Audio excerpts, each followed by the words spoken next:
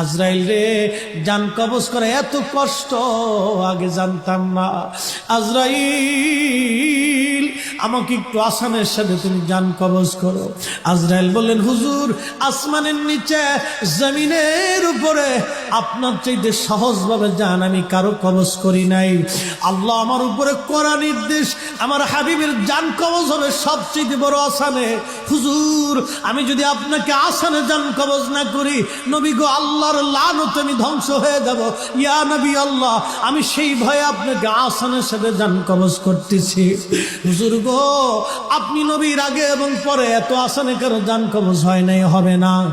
আল্লাহর নবী ডেকে বলে, আজরাইল, জান কবজ এত কঠিন, এত কঠিন, আমার কাছে কষ্ট হয়। একটা অনুরোধ তোমার কাছে করে দেয় আজরাইল, আমার উম্মতের জান কবজটা তুমি সহজে কইরো। আমার উম্মত গুনাহগার, আমার উম্মত পাপী, আমার উম্মত গুনাহগার, আমার উম্মতের জানটা তুমি আসানের সাথে কইরো। আল্লাহ ডাক দিয়ে বললেন, হাবিব, এমন কোন সৃষ্টি নাই যে সৃষ্টির রব আমি না। ও হুজুর, আপনার উম্মত আপনার ইজ্জতের চাদর ধরে টানবে, আপনার কিছু উম্মত হবে আপনার শান ও আজমতকে খাটো করবে। আমি আল্লাহ আপনাকে একটা মর্যাদা দিলাম, ওয়ামা আরসালনাকা ইল্লা রাহমাতাল লিল আলামিন। আল্লাহ ডাক দেখা, হাবিব, আমি আল্লাহ আসমানের রব, আপনি নবী আসমানের রহমত।